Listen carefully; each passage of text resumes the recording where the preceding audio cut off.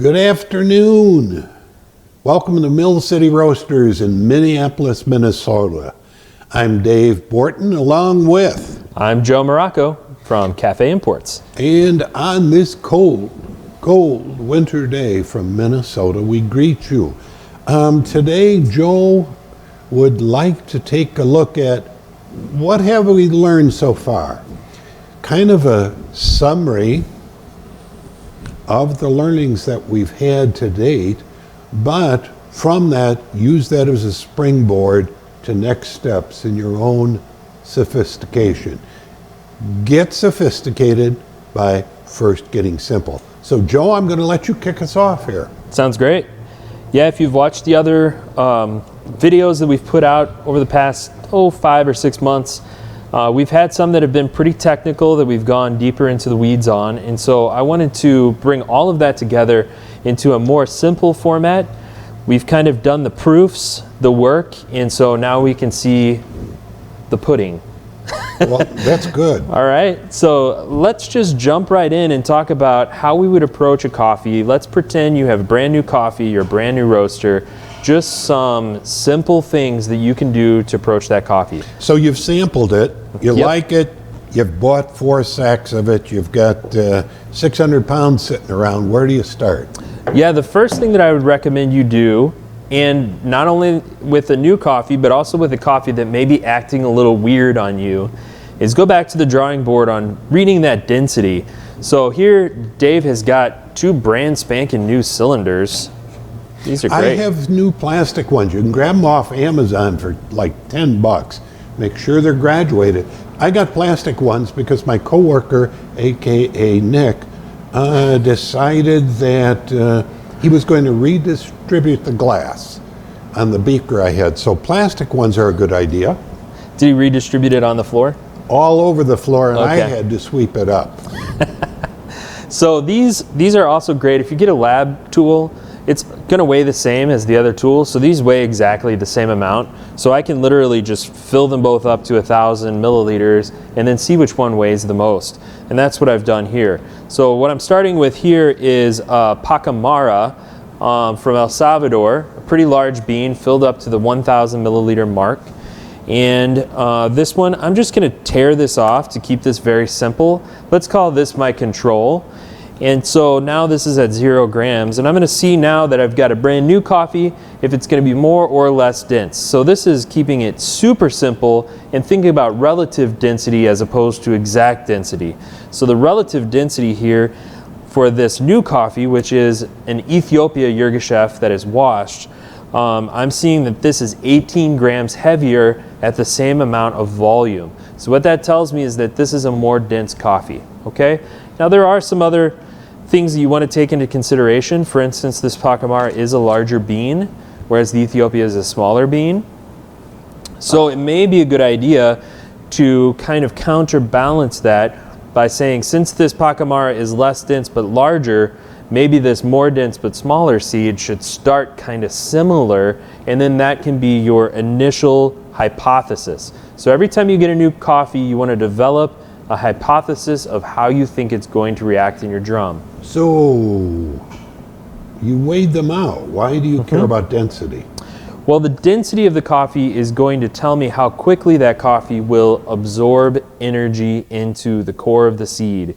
We want to have nice equal absorption from the outside of the coffee to the middle of the coffee, so then we have equal release of water, and then once we have that happen, then we can move it through our chain of flavor creating reactions. So your goal there is for the evenness of roasting at the center, just like on the exterior. That's your right. goal.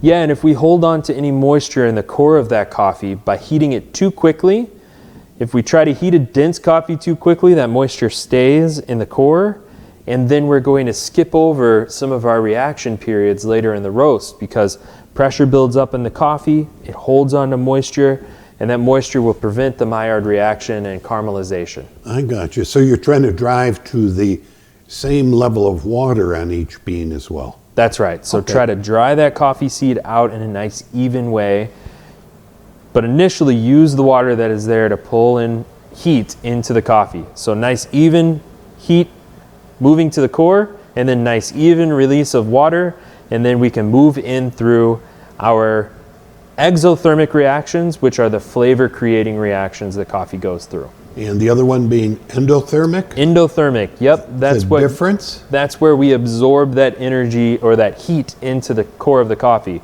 So we'll start with endothermic reaction, and that basically, to keep it simple, moves you all the way through to where you start seeing yellow. Once you see yellow, that's when you're going to begin your exothermic reactions. And is it fair to say that at the end of endothermic, that bean has some energy that can be shared among the rest of the roast? Absolutely. So your types of heating are conductive heating and convective heating.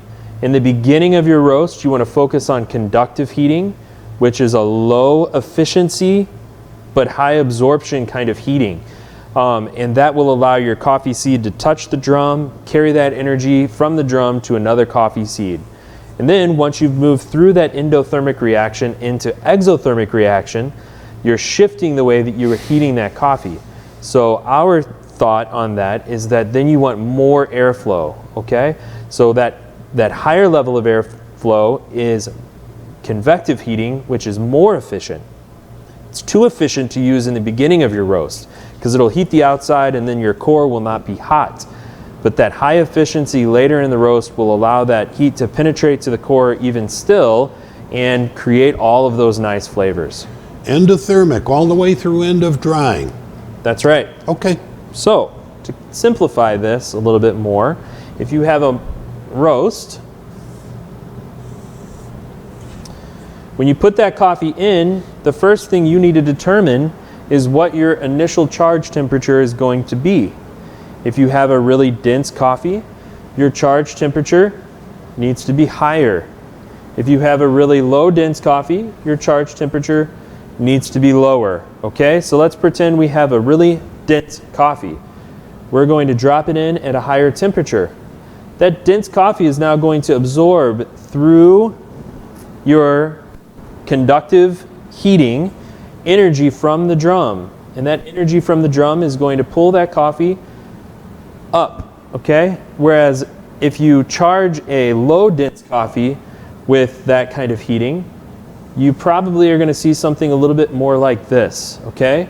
We like to see a little lower charge temp on a low dense coffee.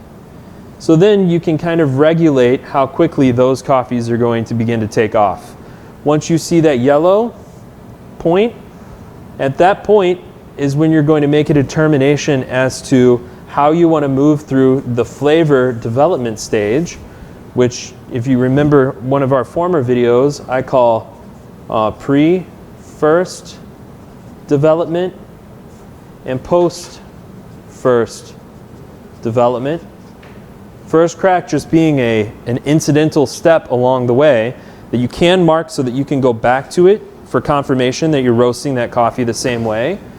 But this is developing flavor in the pre-roast development section, and then pre-first development section, and then post-first development section.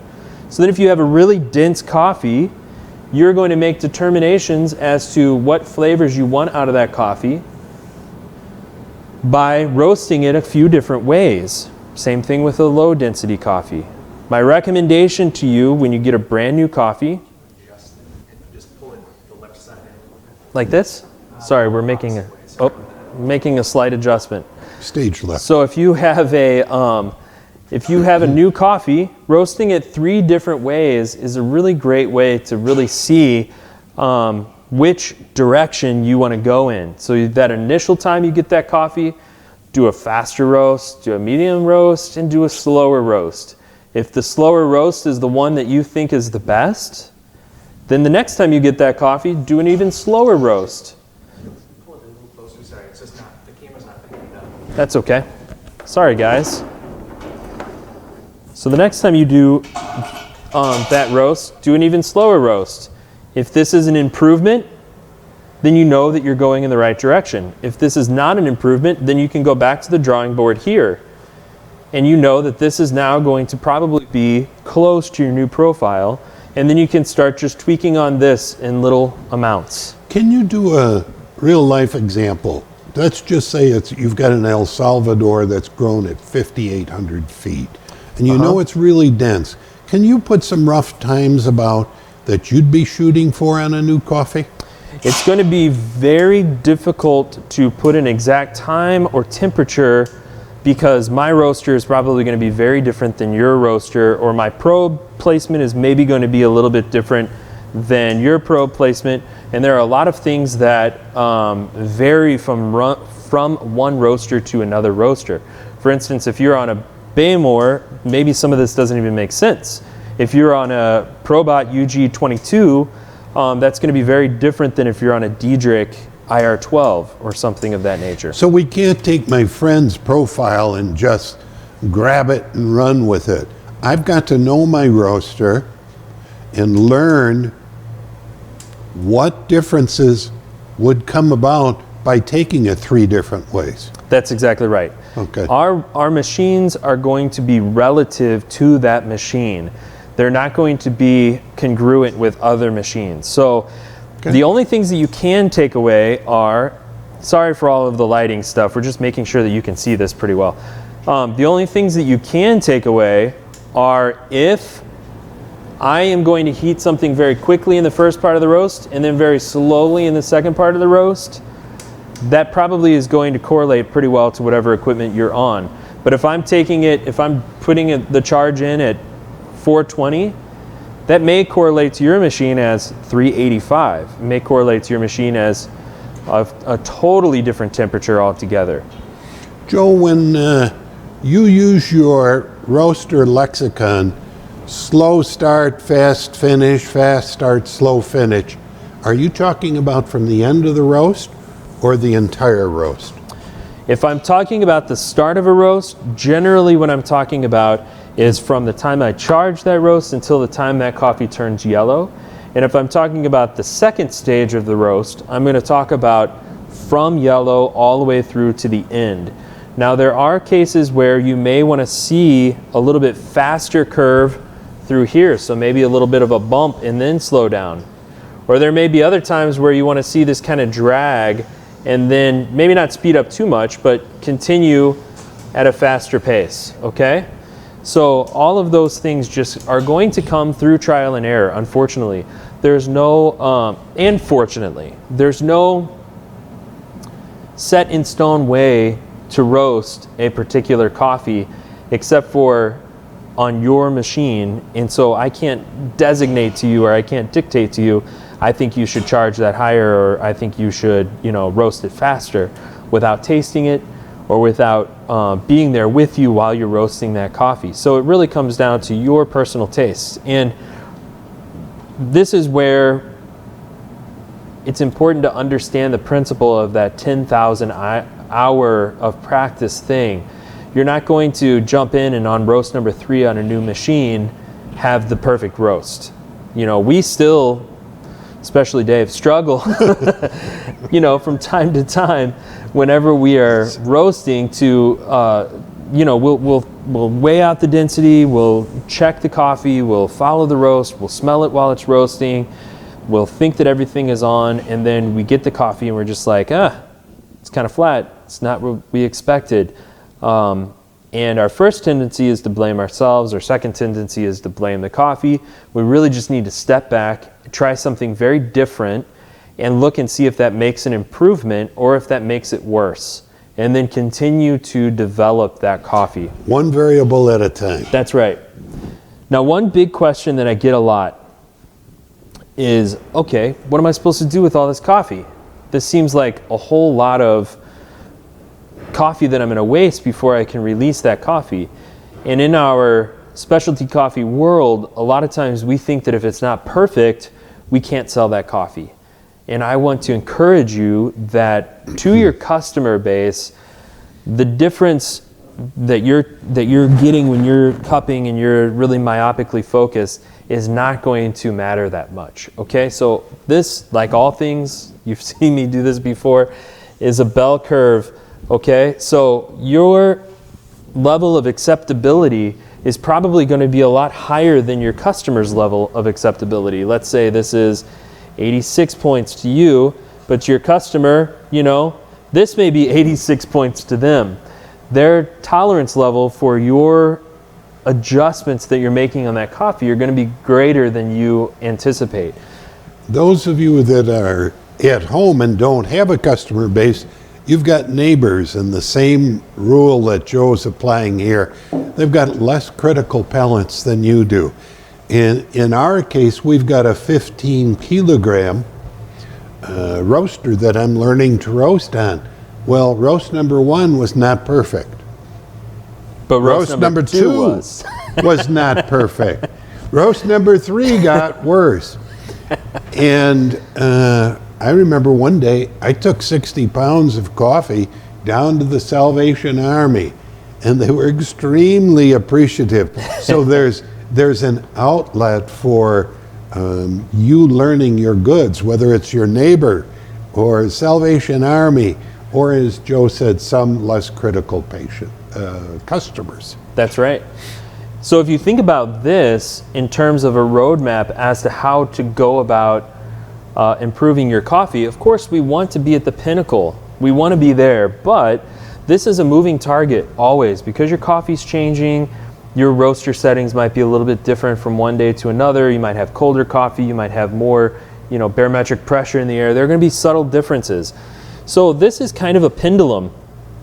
And if you're willing to extend yourself out to these broad spectrum, experimentations on your machine, then you're going to have a much broader understanding of what that coffee is capable of. And so you're going to have a more likely ability to hit that coffee. And that's what I mean by up here, doing a fast roast and doing a slow roast is really kind of like hitting on both ends of this bell curve. So then you can see, is this better than this? And if this is better than this, then it could be that actually on this particular roast, I may be here thinking that I'm here, but really now I have more room, I'm narrowing in. So I know that this is not good. So now all I have to do is worry about this part of the bell curve. So then you can come back this way and do something kind of in the middle. So then you're not, constantly, what I see a lot of roasters do, let me get frank with you. What I see a lot of roasters do is they'll roast a coffee and they'll think that that's the curve that they're supposed to roast at. And then they'll make one tiny little adjustment a little longer, and maybe it improves a little. So then the next time they come back and they make one more tiny little adjustment, and so every single time they roast is a little bit different and a little bit different. And then since they're doing this so often, they never really know if maybe this was going to be better or maybe this is going to be better. But if you go to the extremes first, thank you. If you go to the extremes first, then this will not work, this is working better, and then you can go to another extreme and then you can narrow that down. Now that being said, it is important that when you are picking the variables to work with on this, that if you're going to say, I want a fast roast, that then you keep the airflow, you keep your base charge weight, you keep your charge temperature, you keep as many things as you can constant, and then change one thing to make an exaggerated change in your roast. So then if that thing does not work, you can go back and say that one thing did not work, so now I'm going to make another extreme change and then go back to the drawing board. Do you ever use airflow to slow down your temps, or you do that all with gas?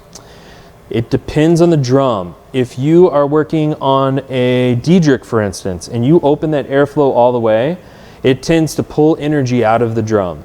If you are working on a Probot and you open up the airflow all the way, it pulls energy into the drum. So on some roasters, your airflow is going to be a throttle, and on other roasters, it's going to be brakes. So it really depends on the style roaster, and that's why it's going to come back to trial and error, understanding your machine, understanding the coffee, and then learning how to taste those coffees, okay? However, that being said, I did want to give you guys a fun little tip that may be helpful. Okay, I'm Is going to there flip costs this. associated with this tip? I'll think on that. All right. If they're willing to pay, sure. All right. Okay, so if you have your profile, let me make sure I can get this nice and dark for you guys. Okay, here's your profile. Here is your air temperature, your exhaust temperature, or some people might have an environmental probe that is kind of up in the upper right or upper left part of their drum. That could also function as this. That temperature is going to be kind of maybe above your drum temperature, or maybe it's definitely going to be higher than your bean temperature, okay? Because this is an energy delivery system, okay? So if that temperature is up here, you drop your coffee in. Charge, Yep, it's charging, okay? This temperature is probably going to sag a little bit because your bean temp is cool and it's pulling energy away from that delivery source of energy. So now the air coming out of your drum is going to be cooler than it was before you had coffee in the drum. If you can get this temperature to a certain set point and maintain that throughout your roast, you can use that to control the speed at which your coffee is going to develop. It's a really cool trick. This is exhaust temp? Let's call it exhaust temp. Okay. On some drums it might be environmental, but I really like exhaust temp. So let's say you want to finish your coffee at 410 degrees, okay? You probably can't see that at home, but that says 410. Okay, so you want to finish this at 410 degrees. If you have your air temperature stall out at 405, then it's going to take a very long time, and possibly will never occur, that your coffee will finish at 410. Because this needs to be a higher temp in order to pull this coffee temperature up, okay? However, if you stall this out at 425, now all of a sudden it has more energy than what you need your coffee to finish at, and so this is going to come to meet that temperature at a faster pace, affecting your rate of rise. So this is a really cool tip. There are a lot of roasters out there that will simply find, like, one of their easiest tools or an asset to them is simply finding a exhaust temperature that works for a particular coffee, and then if they keep at 425, they know that by the time they're hitting first crack, that for this roast, first crack is going to come in at whatever, 9 degrees per 30 seconds, and it's going to finish in another minute and a half, or whatever the case may be. They know that this is setting the pace for their roast. And they're going to maintain that 425 by the use of? But generally by the use of gas. So as you add more gas to your roast, this temperature will go up. As you add less gas to your roast, this temperature will go down. So then once they hit that temperature, then they can start adjusting their gas down slowly to maintain that temperature, so that temperature doesn't continue to rise. If they see that exhaust start to drop down, they know I need to hit it with a little bit more gas to keep that exhaust up. If they see the exhaust start to go up, they know that they can pull that gas down again. So they're kind of hovering that exhaust temperature as they go throughout time in order to make sure that this bean temperature doesn't get out of control. This goes back to something I talked about early in another video, the horse and buggy effect. So if you have your coffee, which let's say... Tip number 2? Or yeah, kind of... 1A? This is an analogy of this tip. Okay. So let's say that this is your coffee. This is a thing, and this is a thing that we're wanting to change, right? We're wanting to change the state of this thing. Well, it's the same thing as wanting to move from A to B in a car or in a buggy. So here we're going to pretend like our coffee is a buggy, okay? I'm not going to attempt to draw a horse. We're just going to say that this is a horse. So this is your horse. It's got 4 little legs and a head. So your horse is going to be pulling your buggy, right? And it's the speed at which your horse goes is eventually going to be the speed at which your buggy is going to go. But let's say that this line between the two is elastic. So your horse takes off down the road, and then enough energy builds up to where then it starts pulling the cart, okay? That's the way this works. Your horse is your exhaust, and it's way up here. It's leading the charge, and then all of a sudden, your coffee is gonna snap back because it's almost like on a rubber band. It's gonna snap, and depending on the difference between these two temperatures is going to determine how quickly your coffee temperature is going to snap back, okay? If you have a lot more energy up here, then it's going to pull very quickly once it starts to move. If you have low energy up here, then it's going to pull very slowly. So that, hearkening back to one of our earlier videos, is why I call this an elastic relationship between your bean temperature and your environment that bean is in, or that environment including your exhaust temperature and your drum temperature, which we don't have a thermometer to read. So that's why we look at the exhaust very carefully. Joe, one Yes, of sir. the questions I saw on a forum recently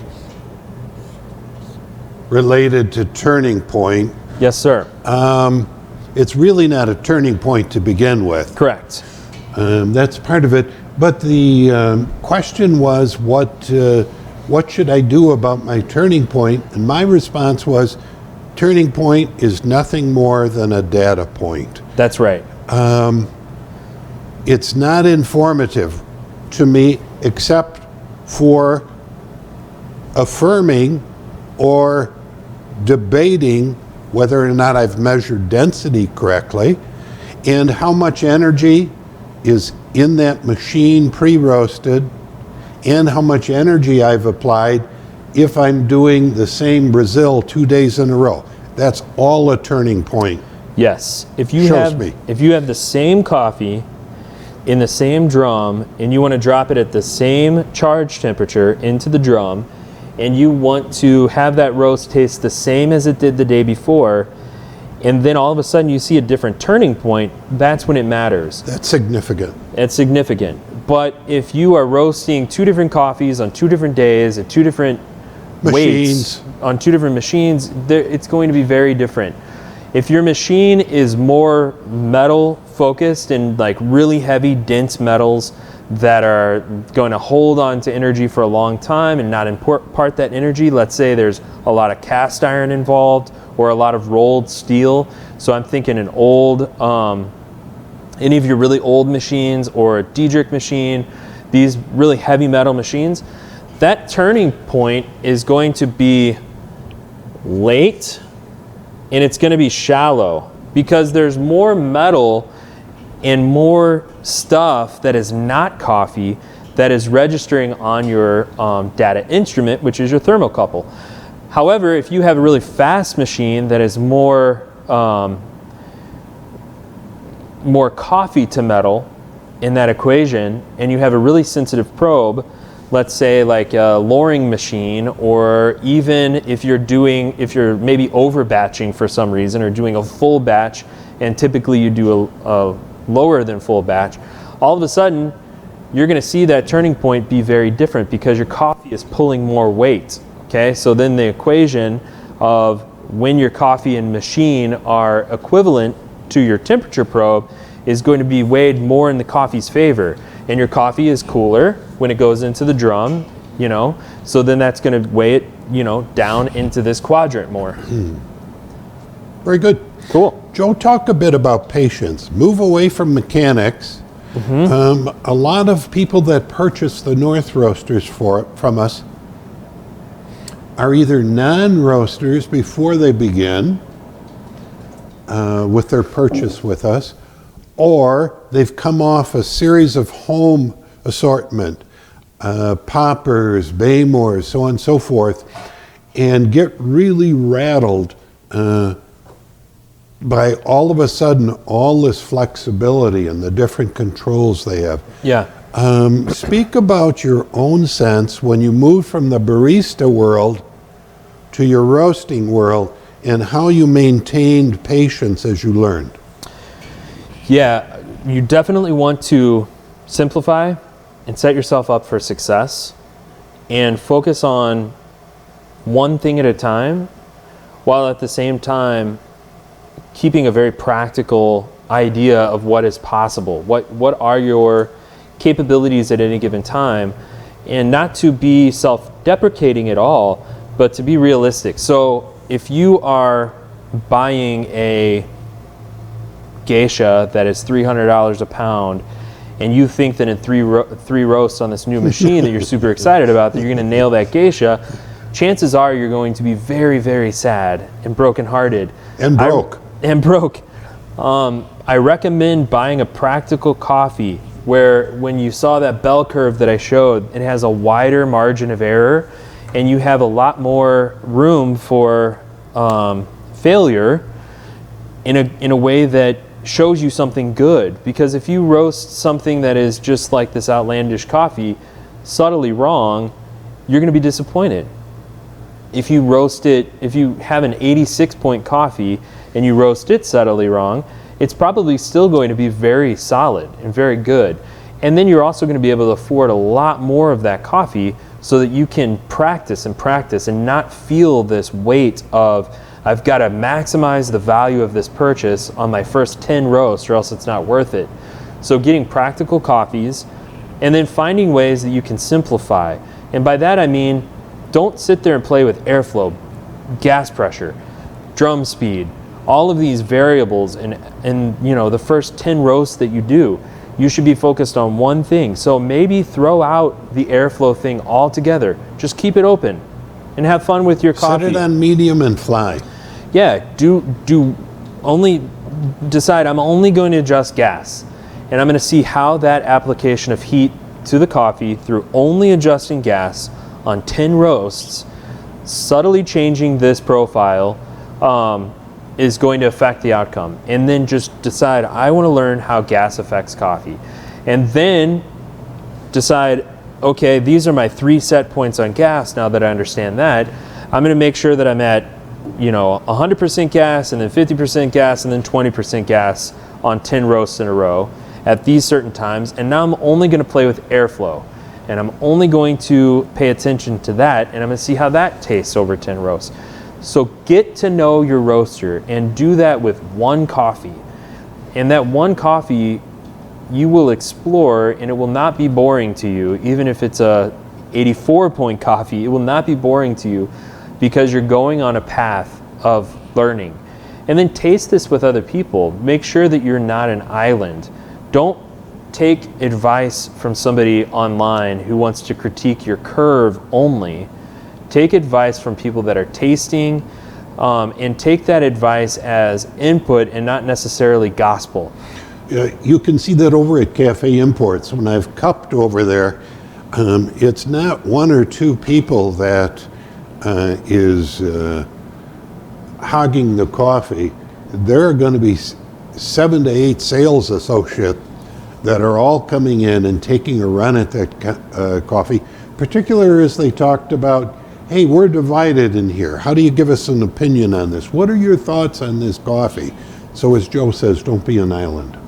Yeah, if we have, going on that, if we have a coffee at Cafe Imports that scores 5 points from the top score to the low score in a cupping, if we have a division in our cupping lab, that's scratched and we recup that coffee with a new panel, and then we will continue to recup that until our team is calibrated on that coffee. Even if it takes 6 times around, we will continue. Very good. That's helpful, because you are doing it for, I don't know how many million pounds of coffee you buy a year, and if they're doing it with that kind of capital investment, we at home can certainly find 2 or 3 others that can help us with our $100 and $200 purchases. That's right. Very good. The last thing I want to finish with For is, today, I think, okay, unless we have some questions or anything like that, is as you are looking at your coffee and you're getting to know that coffee in that machine, don't only look for the blemishes. Also look for the things that you like and celebrate the things that you're doing well. If you get focused on only the blemishes, you're never going to find joy in roasting coffee, because there's always going to be something that you can improve. But if you can start finding joy in the things that you're doing well and in the way that that coffee is expressing itself at whatever roast you did, be it a good roast or a bad roast or whatever, then you're going to begin to enjoy roasting in a whole new way, and you'll be roasting 10 years from now. You're getting very zen on us, Joe. That's right. You're welcome. Maybe then we should talk 2017. about the St. Louis Cardinals from last year. Yes, they're going to be better this year. We could also talk about the Packers. They That's just beat, not- that's beat not Dallas today, Very or good. last night, so I still feel like it's today. So It's this that is fresh. January 2017. Joe and I have 4 months, I think, mapped out Yep. of where we're going. Next month is Roaster Roundtable. We've got Tony from Spy House Coffee coming in, Micah from Bootstrap Coffee, Joe Morocco from Cafe Imports, and Ellen from the Little Green Truck Coffee Roasters in Auburn, Iowa. A home roaster. Awesome. Gone big time, up in a 2K. And I thought it would be good for some gender balance, to get some different views on coffee, as well as somebody that's entering it from the small level, as opposed to these guys that do this on a bigger scale and have done it for a longer period of time. So I want to hear her voice as well. And I'll lend my 2 cents if Joe permits me. So with that, we're going to send it off. Matt, thank you for running the boards. We'll keep playing with lights. Joe, good to have you as always. Thank you, sir. We'll see you, folks. Bye-bye. See you next time.